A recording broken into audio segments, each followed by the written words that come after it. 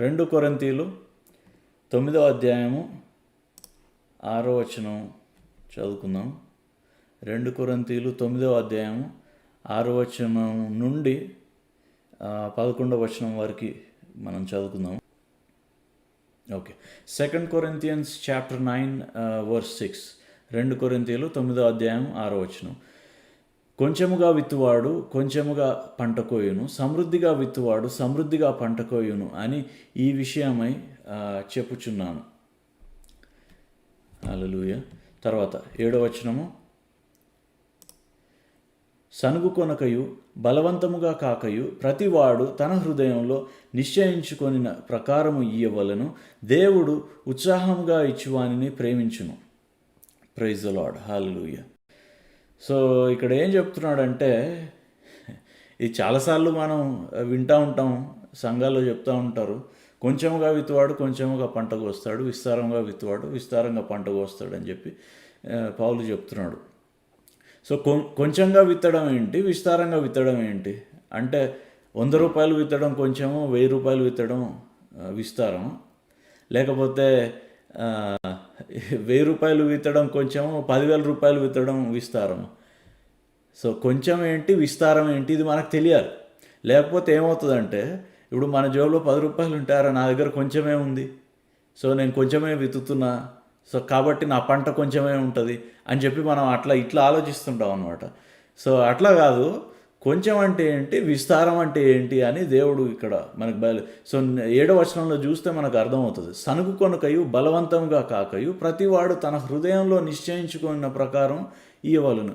నీ హృదయంలో నిశ్చయించుకున్న ప్రకారం ఇస్తే నువ్వు సమృద్ధిగా ఇస్తున్నట్టు అనమాట, సమృద్ధిగా విత్తుతున్నట్టు.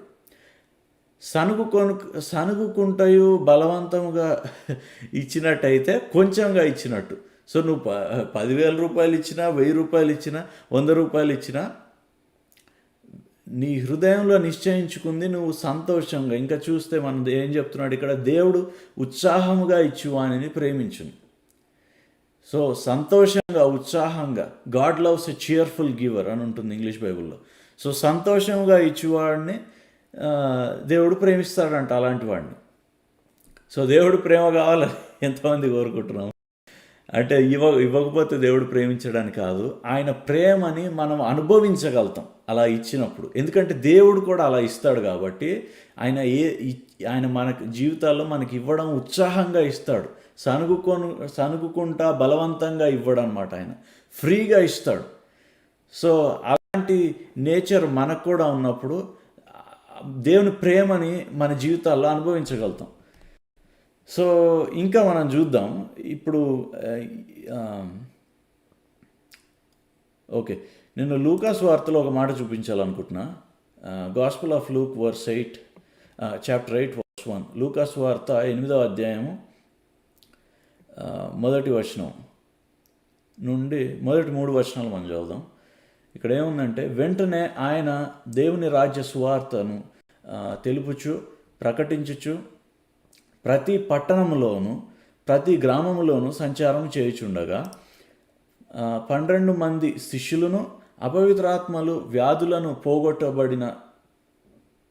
పోగొట్టబడిన కొందరు స్త్రీలను, అనగా 7 దెయ్యములు వదిలిపోయిన మగ్దలేనే అనబడిన మరియయు, హేరోదు యొక్క గృహ నిర్వాహకుడగు కూజా భార్యయగు యోహన్నయు, సూసన్నయు అతనితో కూడా ఉండిరి. వీరును ఇతరులనేకులను తమకు కలిగిన ఆస్తితో వారికి ఉపచారము చేయుచు వచ్చిరి. నేను ఈ మాటలు ఎందుకు చెప్తున్నా అంటే, ఇందాక కొరింథీయుల రాసిన పత్రిక 9:7 వచనంలో సంతోషంగా ఇచ్చేవాడిని అంటే ఉత్సాహంగా ఇచ్చేవాడిని దేవుడు ప్రేమిస్తాడు అని చెప్పాడు. సంతోషంగా ఎప్పుడు ఇవ్వగలుగుతాం మనము?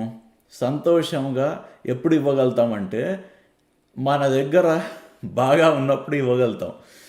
మన దగ్గర లేనప్పుడు సనుగుకుంటా గొనుక్కుంటా ఇస్తామన్నమాట. అది బాగా డబ్బు ఉన్న వాళ్ళు కూడా కొంతమంది సనుగుకుంటా గొనుక్కుంటా ఇస్తారనమాట.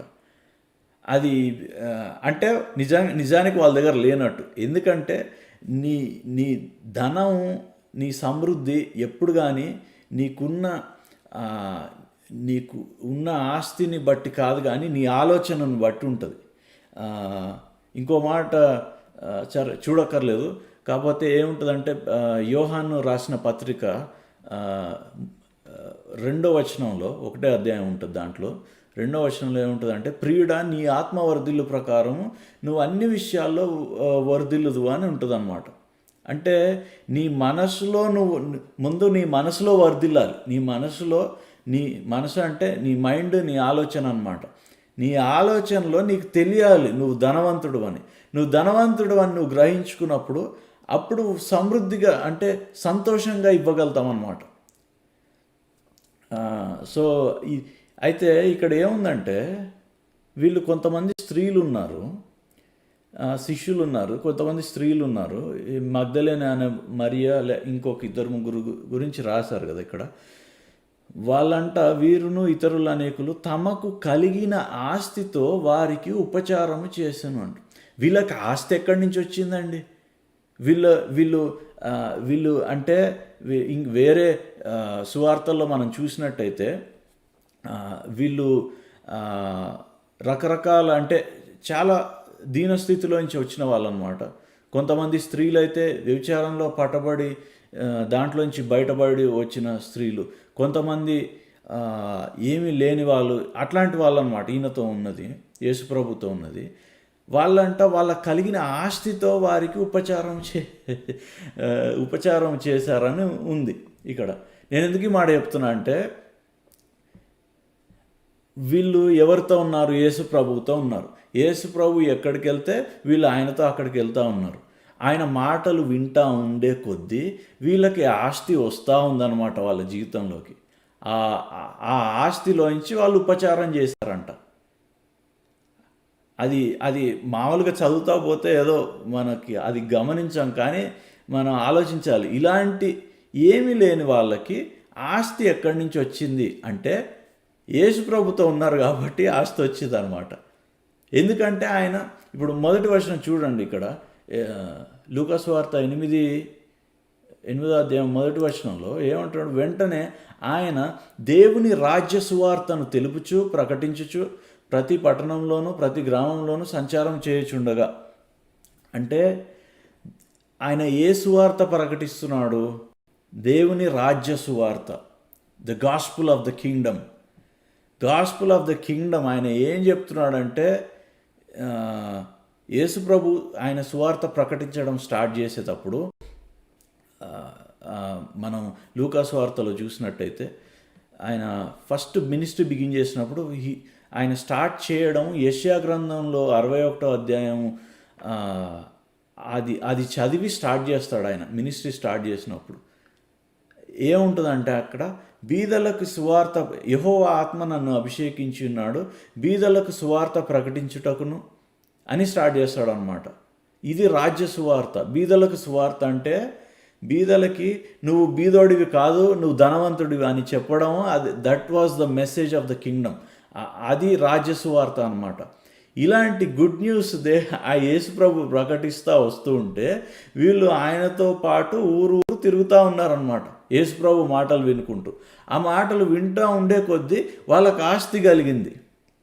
సో మనకు కూడా దేవుని మాటలు వింటూ ఉండే కొద్దీ మన ప్రాణము, మన మైండ్, మన మనస్సు అభివృద్ధి పొందుతూ ఉండే కొద్దీ దేవుని మాటలు బట్టి మనకు ఆస్తి కలుగుతూ ఉంటుంది అన్నమాట. సో అప్పుడు నేను ధనవంతుడిని అని చెప్పి మనం రియలైజ్ అవుతాం.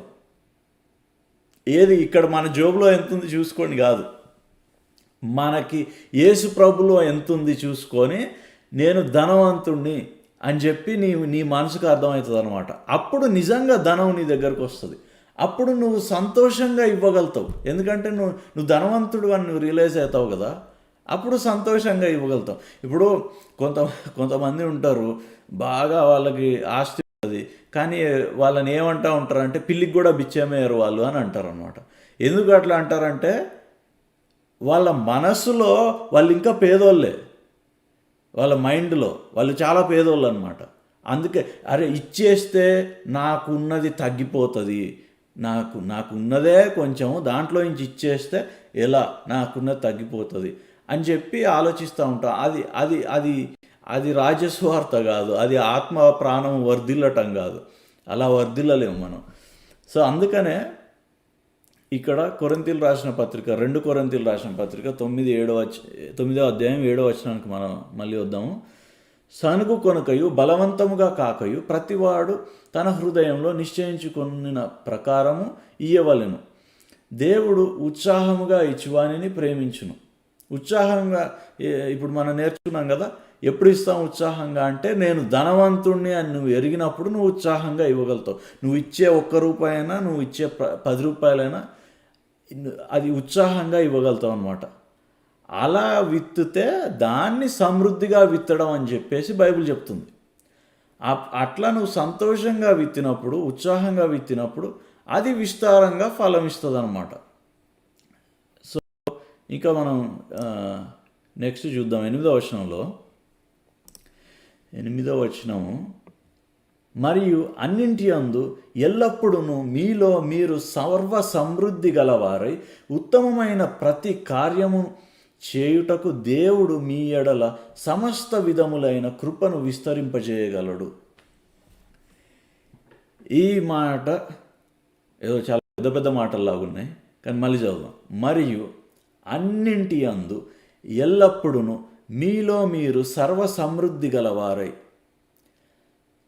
అన్నింటి యందు అంటే నువ్వు ఏ పని చేసినా, తర్వాత ఎల్లప్పుడు అంటే ఏ సీజన్లో అయినా, ఎప్పుడైనా సరే మీలో మీరు అంటే మీకు ఎనీ టైం మీలో మీకు సర్వ సమృద్ధి గలవారై అంటే నాకు మనకి ప్రతి నిమిషము ప్రతి క్షణము ఏ అవసరం వచ్చినా, ఏది మన ముందుకు వచ్చినా మనకి సమృద్ధి గలవారై, సమృద్ధి కలిగి అలా ఉండాలంటే ఏంటో మనం నేర్చుకుంటున్నాం. ఉత్తమమైన ప్రతి కార్యము చేయుటకు, ఉత్తమమైనదంటే ఏంటి? మంచి పని. ఏ మంచి పని చేయాలన్నా మీకు సమృద్ధి కలగజేస్తాడు దేవుడు అని చెప్తున్నాడు అనమాట. ఎందుకంటే మీరు ధనవంతులు కదా, యేసు ప్రభువులో మనం ధనవంతులం కదా. సో మనకు సమృద్ధి ఉంది. అలాంటి సమృద్ధి దేవుడు మన పట్ల కలగజేస్తాడు. ఏ పని చేయడానికి, ఉత్తమమైన పని చేయడం అంటే, నేను ఇక్కడ ఇంకోటి నేను చెప్పదలుచుకుంది, ఇది కేవలం పౌలు చర్చికి పరిచర్యకి ఇవ్వడం కోసమే రాసింది మాత్రమే కాదు. ఆయన ఏమంటున్నాడు? అన్నింటి యందు అంటే నువ్వు చర్చిలో విత్తేటప్పుడు సంతోషంగా విత్తుతావు. నువ్వు ఇంటికెళ్ళి నీ పిల్లలు డాడీ నాకు ఇది కొని అని అంటే అప్పుడు కూడా సంతోషంగా విత్తుతావు. అవన్నీ విత్తడమే అన్నమాట. ఇప్పుడు నాకు లేదు, నాకు కొంచెమే ఉంది, నాకున్నది సరిపోదు అనుకున్నప్పుడు అప్పుడు ఏమవుతుందంటే సనుగుకుంటా గొనుక్కుంటా ఉంటాం అన్నమాట. ఇప్పుడు పిల్లలు లేదు నాకు ఇది కొని డాడీ అని అన్నారు అనుకోండి, అన్నప్పుడు నా దగ్గర లేదు అని నువ్వు ఆలోచిస్తే నువ్వు సనుగు గొనుక్కుంటా ఉంటావు అనమాట. లేదు నాకు సమృద్ధి ఉంది, దేవుడు నాకు సమృద్ధి కలుగజేశాడు అని నువ్వు మనసు పెడితే అప్పుడు ఉత్సాహంగా వాళ్ళకి ఆ ఉత్తమమైన కార్యము చేస్తావు అన్నమాట. నీ చుట్టూ ఉన్న వాళ్ళ అవసరాలు నువ్వు తీర్చగలుగుతావు, నీ కుటుంబ అవసరాలు నువ్వు తీర్చగలుగుతావు, అలాగే సంఘం యొక్క అవసరాలు నువ్వు ఇది ఓన్లీ మినిస్ట్రీ కోసం ఒక్కటి చెప్పింది కాదు పౌలు. అన్నింటి యందు ఎల్లప్పుడూ అంటే in every good thing always అని ఉంటుంది ఇంగ్లీష్ బైబిల్లో. Now God is able to make his grace abound to you in every good thing అని ఉంటుంది ఇంగ్లీష్ బైబిల్లో. అంటే కుటుంబాన్ని పోషించుకోవడం మంచి పనే కదా. ఆ పోషించుకునేటప్పుడు మనకి నా దగ్గర లేదు అని ఎందుకు ఆలోచించాలి మనం? కాదు, సర్వ సమృద్ధి దేవుడు కలుగజేస్తాడట. ఎందుకంటే మనం క్రీస్తులో ధనవంతులం. ఇది ఎప్పుడు మన మైండ్లో అది ఉంటే నువ్వు ఏ పని చేసినా నువ్వు వర్ధిల్లుతూ ఉంటావు అన్నమాట. లేకపోతే ఎంత ఆస్తి సమకూర్చుకున్నా కూడా మనకి లోకరీతిగా మనం బీదవాళ్ళుగానే ఉంటాం అన్నమాట. సో వర్ధిల్లలేం, మనం దేవుని ఆశీర్వాదం చూడలేం. సో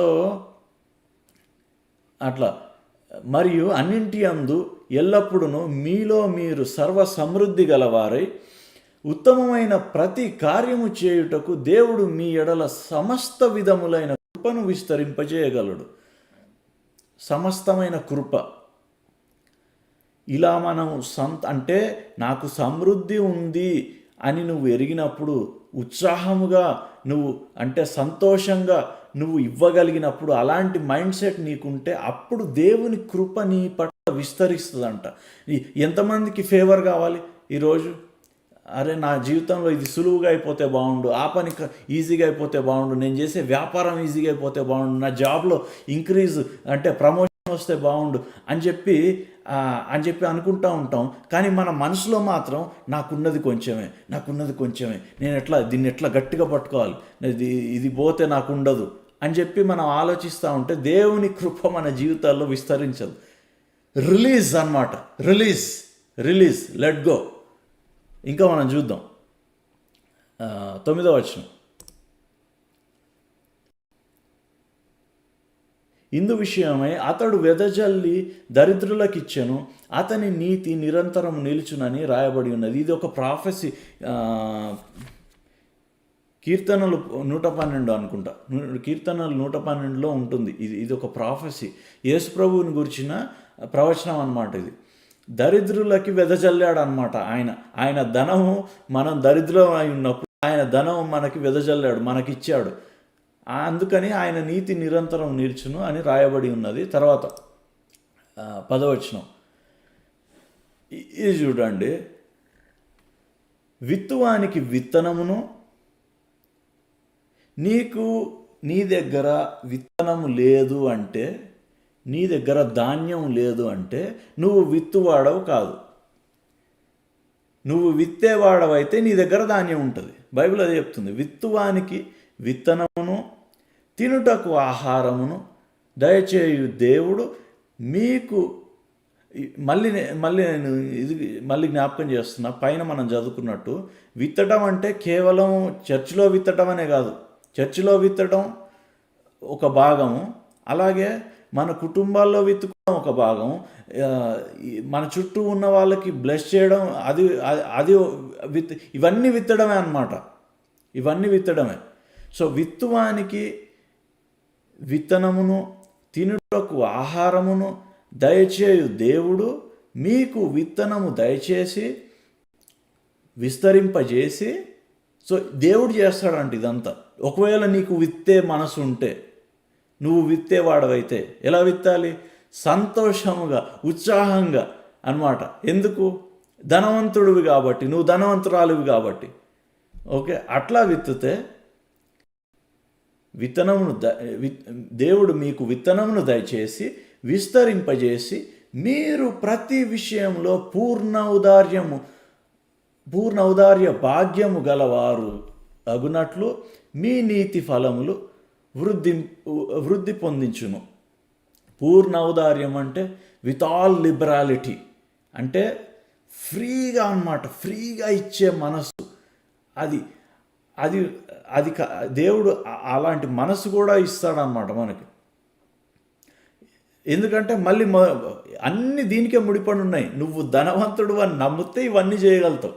లేకపోతే నాకేం లేదు, నాకు ఇది లేదు, వచ్చే నెల రెంట్ కట్టుకోవాలి ఎట్లా, లేకపోతే నాకు ఈ బిల్లు కట్టుకోవాలి ఎట్లా అని చెప్పి నువ్వు ఆలోచన చేస్తే నీకు ఈ యొక్క కృప విస్తరించదు నీ జీవితంలో. అది విస్తరించాలంటే నేను క్రీస్తులో ధనవంతుడిని, నాకు క్రీస్తులో ఐశ్వర్యం ఉంది అని నువ్వు నమ్మితే ఇవన్నీ చేయగలుగుతావు అన్నమాట. సో ఇంకా ఏం చెప్తున్నాడంటే దేవుడు ఇక్కడ, ఆయన మీరు ప్రతి విషయంలో పూర్ణౌదార్య భాగ్యము గలవారు అగునట్లు మీ నీతి ఫలములు వృద్ధి పొందించును. నీతి ఫలములు అంటే ఏంటి? ఇక్కడ నీతికి ఈ విత్తి సమృద్ధి పొందుకోవడానికి కనెక్షన్ పెట్టాడు. అంటే righteousness, NITI, fruits of righteousness, నీతి ఫలాలు. అంటే నీతి ఫలం అంటే మంచి పని చేయడమా? మంచి పనులు చేస్తే కాదు. నేను క్రీస్తు యేసునందు దేవుని నీతి అయి ఉన్నాను అని నమ్మడం అన్నమాట. అలా అంటే క్రీస్తు యేసునందు దేవుని నీతి అయి ఉన్నానంటే నేను క్రీస్తు యేసునందు దేవుని కుమారుణ్ణి, నేను క్రీస్తు యేసునందు దేవుని బిడ్డని అని నువ్వు నమ్మడం అన్నమాట. ఎందుకంటే నువ్వు దేవుని బిడ్డని అని నువ్వు నమ్మగలిగితే క్రీస్తులో ఉన్న ఆస్తి అంతా నీదవుతుంది. ఇక్కడ ఒక మాట చూద్దాము. రోమిల్ రాసిన పత్రిక 8వ అధ్యాయము, రోమన్స్ చాప్టర్ 8 16వ వచనం నుంచి మనం చదువుదాము.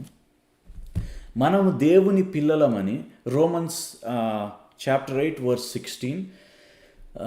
చూడండి, మనం దేవుని పిల్లలమని ఆత్మ తానే మన ఆత్మతో కూడా సాక్ష్యం ఇచ్చుచున్నాడు. సో ఇది దేవుని పిల్లలము అని నమ్మడము నీతి అన్నమాట. నువ్వు నీతిమంతుడివి అని నమ్మడం. ఓకే, తర్వాత 17వ వచనం, మనము పిల్లలమైతే ఏమొస్తుంది? మనకు వారసత్వం వస్తుంది. మనం పిల్లలమైతే వారసులము, అనగా దేవుని వారసులము, క్రీస్తుతో కూడా మహిమ పొందుటకు ఆయనతో శ్రమపడిన క్రీస్తు తోడి వారసులము. So joint heirs with Christ అన్నమాట. అంటే ఆయన అకౌంట్లో ఏముందో మన అకౌంట్లో అది ఉంటుంది, అట్లా అన్నమాట. సో నువ్వు అది నమ్మడం నీతి. నేను దేవుని కుమారుణ్ణి, నేను క్రీస్తు యేసునందు దేవుని నీతిగా మార్చబడ్డాను అని నమ్మడము అది నీతి అన్నమాట. సో అది నువ్వు నమ్మినప్పుడు దానికి ఫలాలు ఉంటాయి. ఫలాలు ఏంటంటే దానికి వల్ల వచ్చే సమృద్ధి అన్నమాట, ఆ అబండెన్స్ దాంతో పాటు వస్తుంది నువ్వు అది నమ్మగలిగితే. ఇప్పుడు మన జీవితంలో ఒక అవసరం వచ్చింది, ఏదన్నా ఇప్పుడు ఒక బిల్లు కట్టాలి సడన్గా, లేకపోతే ఏదో బండి రిపేర్ వచ్చింది, ఇంకేదన్నా సడన్గా ఏదో వచ్చింది.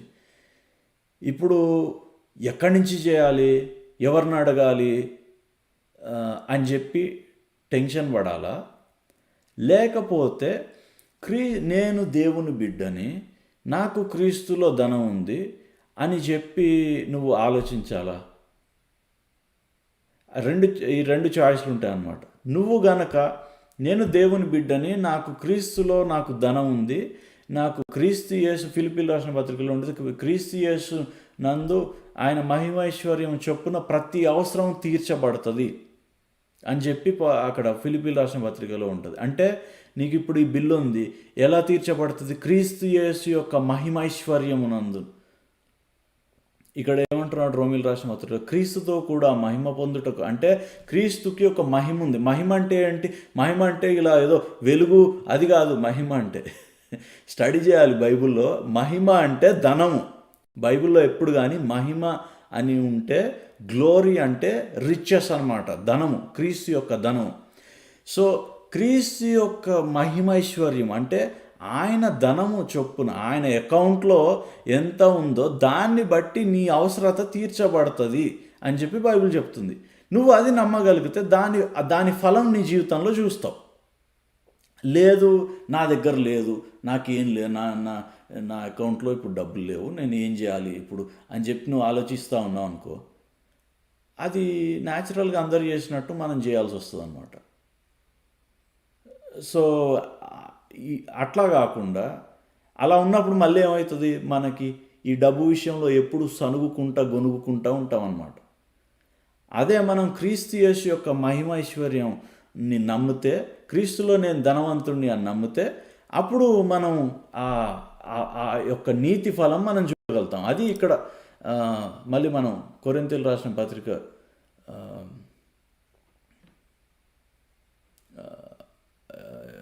ఏ వచనం అది, 10వ వచనం. సో మనం చూసాము. సో ఇంకొక మాట, ఇది నేను ఇంకొంచెం ఇది ఒక 5 minutes ఎక్స్ప్లెయిన్ చేసి ఇది ముగించుకుందాం.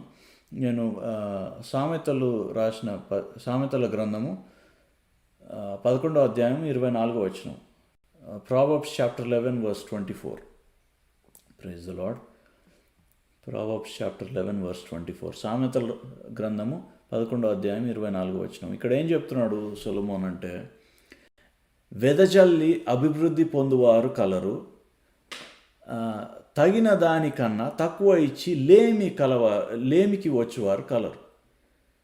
సో వెదజల్లి ఇచ్చేసి అభివృద్ధి పొందేవారు ఉన్నారంట, అంత దగ్గర పెట్టుకొని లేమికి వెళ్ళిపోయే వాళ్ళు ఉన్నారంట. సో ఇంకా మనం చూద్దాం 25వ వచనం. ఔదార్యము గలవారు పుష్టి నొందుదురు. ఔదార్యం అంటే లిబరల్ సోల్ అంటే లిబరల్గా ఉన్నవాళ్ళు, అంటే ఇచ్చే గుణం గల వాళ్ళు పుష్టి నొందుదురు. అంటే దే విల్ బి సాటిస్ఫైడ్. ఇచ్చేవాడు ఎప్పుడు కానీ సాటిస్ఫై చేయబడతాడు. నీళ్లు పోయి వారికి నీళ్లు పోయబడును. ఇది ప్రిన్సిపల్ అన్నమాట, దేవుని వాక్యం చెప్పే ప్రిన్సిపల్ ఇది. తర్వాత ఇంకొకటి మనం గుర్తుపెట్టుకోవాలి, ఎప్పుడు కానీ ఇచ్చేటప్పుడు ఏదోలే నాకు ఉన్నది ఏదో కొంచెం ఇచ్చేస్తున్నా అలా ఇవ్వటం కూడా రాంగ్ మైండ్ సెట్. మనం ఇచ్చేటప్పుడు ఎప్పుడు కానీ నాకు క్రీస్తులో నాకు ఐశ్వర్యం ఉంది, క్రీస్తులో నేను ధనవంతుణ్ణి అనే మైండ్ సెట్తోనే ఇవ్వాలి ఎప్పుడు ఇచ్చిన. ఓకే, తర్వాత 26వ వచనం. ధాన్యము బిగబట్టు వానిని జనులు శపించెదరు, దానిని అమ్మువాని తల మీదికి దీవెన వచ్చును. ధాన్యము బిగబట్టొద్దంట, వాడి మీదికి జనాలు శాపం వదులుతారు, దాన్ని అమ్మేవాడి మీ తల మీదికి దీవెన వస్తుందంట. సో ఇది నేను ఎందుకు చెప్తున్నా అంటే, ఇప్పుడు ఇందాక మనం కొరింథీయుల రాసిన పత్రిక 9:10 వచనంలో ఏం చెప్తున్నాడు? విత్తువానికి విత్తనము దేవుడిస్తాడు, తినటానికి ఆహారం దేవుడిస్తాడు. అయితే నాకు దేవుడు బయలుపరిచిన ఒక మాట ఏంటంటే, నీ దగ్గర 10 రూపాయలు ఈరోజు ఉంటే ఎంత ఉంది, ఎంత ఎక్కువ ఉంది, ఎంత తక్కువ ఉంది, అది లోకరీతిగా కాదు మనం ఆలోచించాల్సింది. నీ దగ్గర నీ జోబులో 10 రూపాయలు ఉంటే, నీ 10 రూపాయల్లో విత్తనం ఉంటుంది, తినటానికి ఆహారం ఉంటుంది, దాంట్లోనే నీకు అంటే నీ హార్వెస్ట్ అంటే నాటిన విత్తనానికి ఫలం ఉంటుంది. సో నీ దగ్గర ఉన్న డబ్బులో ఎప్పుడు కానీ 3 భాగాలు ఉంటాయి. విత్తడానికి విత్తనం ఉంటుంది, తినడానికి ఆహారం ఉంటుంది, అభివృద్ధి పొందడానికి నీ హార్వెస్ట్ ఉంటుంది, అంటే ఫలం, నీ ఫలాలు ఉంటాయి, పంట అన్నమాట, పంట ఉంటుంది. ఈ ప్రిన్సిపల్ ఇప్పుడు నేను సామెతలు, అందుకే ఈ సామెతల్లో నేను వెదజల్లే అభివృద్ధి అంటే, సో విత్తమని అక్కడ 2 కొరింథీయుల్లో చెప్పాడు కదా, సో అదే ఈ ప్రిన్సిపల్ ఇక్కడ చెప్తున్నాడు. సో తర్వాత 25వ వచనంలో ఆధార్యం గలవాడు పుష్టి నొందుదురు, అది చెప్తున్నాడు. తర్వాత ధాన్యం, ఆ పైన 2 వచనాల్లో అందరికి ఇచ్చేశాక ధాన్యం ఎక్కడి నుంచి వచ్చిందంటే ఆయన చెప్పాడు కదా, విత్తేవాడికి విత్తనము దేవుడిస్తాడు, తినటానికి ఆహారం దేవుడిస్తాడు, తర్వాత నువ్వు విత్తిన విత్తనానికి పంట కూడా ఆయన ఇస్తాడని ఉంది కదా. సో పైన 2 వచనాలు విత్తిన దానికి 26వ వచనంకి వచ్చేసరికి వాడికి ఎంత ధాన్యం ఉందంటే, ఆ ధాన్యం అమ్ముకోవచ్చు, అంటే అమ్ముకునేంత, అంటే వాడికి ఉన్నదానికంటే ఎక్కువ ధాన్యం ఉందన్నమాట. నేను అది చూపించడానికి సామెతలు దగ్గరకు వచ్చాను. సో ఎనీవే, నేను చెప్పదలుచుకుంది ఏంటంటే, అది నీకున్న దాంట్లో విత్తనం ఈరోజు నీకు ఎంత ఉంది, నువ్వు హృదయంలో ఆలోచించుకో. దాంట్లో నీ విత్తనం ఏంటి నువ్వు హృదయంలో నిశ్చయించుకో. ఎందుకంటే పైన ఏం చెప్పాడు కొరింథీయుల రాసిన, నీ హృదయంలో నిశ్చయించుకున్న దాని ప్రకారం నువ్వు ఇవ్వాలి. అది నువ్వు సంతోషంగా ఇచ్చినప్పుడు అది సమృద్ధిగా విత్తినట్టు అనమాట. నువ్వు సమృద్ధిగా విత్తితే సమృద్ధిగా అయిన పంట కోసుకుంటావు. సో నీ జోబులో 10 రూపాయలు ఉంటే 10 రూపాయల్లో నీ విత్తనం ఏంటి దేవుడిని అడుగు, ఆయన చెప్తాడు. దాంట్లో నీ ఆహారం ఏంటి దేవుడిని అడుగు, ఆయన చెప్తాడు. దాంట్లో నీ పంట ఎలా వస్తుంది కూడా దేవుడిని అడుగు, ఆయన చెప్తాడు. నేను చూస్తున్నా నా జీవితంలో, ఇది నేను చూస్తున్నా. సో ఇది ఇది ఈ ప్రాసెస్ అంతా పరిశుద్ధాత్ముడిని పార్ట్నర్గా పెట్టుకొని చేయాలి మనం ఎప్పుడు కానీ. చేసినప్పుడు ఈ ప్రాసెస్ ఈజీ అవుతుంది. సో మనం ఈరోజు కానుకలు, మన ఆఫరింగ్స్ దేవుని సన్నిధిలోకి తీసుకురాబోతున్నాం. తీసుకొచ్చినప్పుడు అది ఎంత ఎక్కువ ఎంత తక్కువ అనేది కాదు, కానీ మనం ఎంత సంతోషంగా దాన్ని ఇవ్వగలుగుతున్నాం. ఆ సంతోషం దేన్ని బట్టి అంటే, నేను ధనవంతుడిని కాబట్టి నేను ఇస్తున్నా అని, నేను క్రీస్తులో నేను ధనవంతుడిని కాబట్టి నేను ఇస్తున్నా. సో ఈ చిన్న ట్రూత్ మనం ఎరిగినట్లయితే మన జీవితాల్లో అభివృద్ధి చూడగలుగుతాం. ఇంకొకటి నేను మన సంఘానికి చెప్పదలుచుకుంది ఏంటంటే, ఈ విత్తడం ఇందాక చెప్పినట్టు సంఘం ఒక్కటికే కాదు. ఇప్పుడు చర్చికి వెళ్ళంగానే అందరూ విత్తండి విత్తండి విత్తండి అని చెప్తూ ఉంటారు. చర్చిలో ఒక్కటే కాదు, ఈ ప్రిన్సిపల్ నీ ఇంట్లో కూడా పనిచేస్తుంది అనమాట. ఇప్పుడు నీ పిల్లలకి ఏదన్నా పెట్టాలా, లేకపోతే నీ కుటుంబానికి ఏదన్నా కావాలా, లేకపోతే సో అందులో కూడా నువ్వు సంతోషంగా విత్తగలుగుతావు. ఎందుకంటే నువ్వు ధనవంతుడు అని ఎరిగినప్పుడు, నువ్వు అది ఎరుగుతూ ఉండే కొద్దీ నీకు అభివృద్ధి వస్తూ ఉంటుంది. మనం ఇందాక చూసాం లూకాసు వార్త 8వ అధ్యాయం 3 వచనాలు, మళ్ళీ మీరు తర్వాత చదువుకోండి. ఆయన రాజ్య సువార్త ఇంటా ఉండే కొద్దీ ఏమీ లేని వాళ్ళకి ఆస్తులు వచ్చేసాయి. సో అట్లా మనం అది ధ్యానిస్తూ ఉండే కొద్దీ, ఆయనలో నేను ధనవంతుణ్ణి అని ధ్యానిస్తూ ఉండే కొద్దీ మనకి అభివృద్ధి కలుగుతుంది అనమాట. సో సంతోషంగా ఉండండి ఫైనాన్స్ పట్ల. ఎక్కడ కానీ లేమి అనే ఆలోచన మన మైండ్లోంచి తీసేయాలి. మనం లేని వాళ్ళం కాదు, మనం ధనవంతులం. సో ఇది నేను ఈరోజు దేవుడు ఈ మాటలు దీవించును గాక.